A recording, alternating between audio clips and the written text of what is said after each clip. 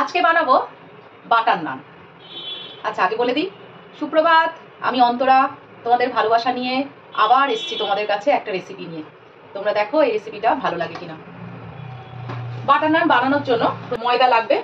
আটাতে অনেকে বানায় কিন্তু ঠিক সেই স্বাদটা আসে না, একটু ময়দা হলে খুব ভালো হয়। পরিমাণ মতো ময়দা নিয়ে নিলাম। এর মধ্যে নিয়ে নেবো একটু রিফাইন অয়েল, তার সঙ্গে নেব বেকিং সোডা,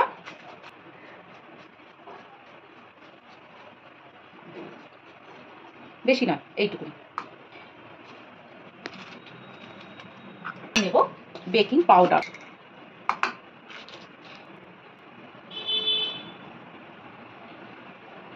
এই 1 চামচের মতো।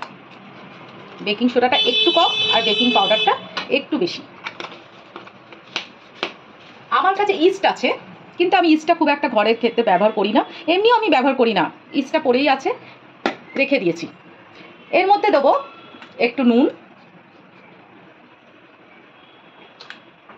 আর দই, আর দইয়ের উপরে অল্প একটু চিনি দিয়ে রেখে দিয়েছি একসঙ্গে, সেটা দিয়ে দেবো পুরোটা। আর দেব একটুখানি দুধ, গুঁড়ো দুধ। গুঁড়ো দুধ দিলে খেতে খুব ভালো লাগে, একবার দিয়ে দেখবেন, খুব ভালো লাগে খেতে। আর দেব এর মধ্যে গরম জল, এটাকে গরম জল দিয়েই মাখবো। অনেকে দুধ দিয়ে মাখে, কিন্তু আমি যেহেতু দুধ দিয়েছি, গুঁড়ো দুধ, ওই জন্য একটু গরম জল দিয়ে মাখবো। এটাকে মেখে নিই। আমার ময়দা মাখা হয়ে গেছে, এবার নেচিও কাটা হয়ে গেছে। ওই নেচিগুলোর উপরে একটা ভিজে কাপড় দিয়ে ঢেকে রেখে দিয়েছিলাম। এই একটা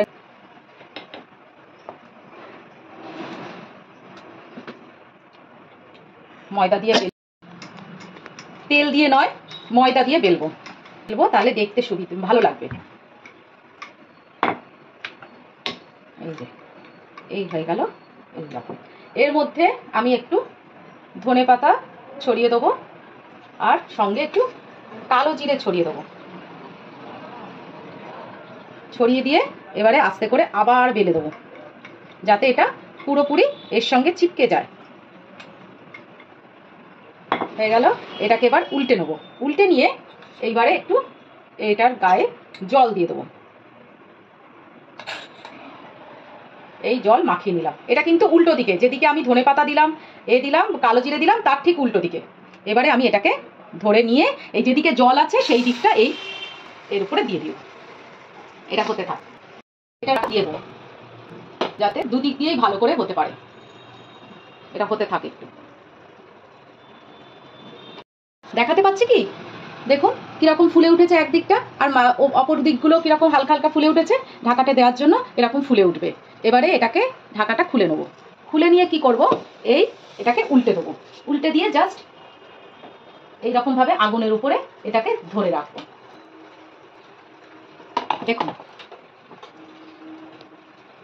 আমার নান হয়ে গেছে। এবারে আস্তে করে তুলে নেবো, তুলে নিয়ে এই রেখে দেবো। এবারে আমার একটাই কাজ হচ্ছে বাটার দিয়ে দেওয়া।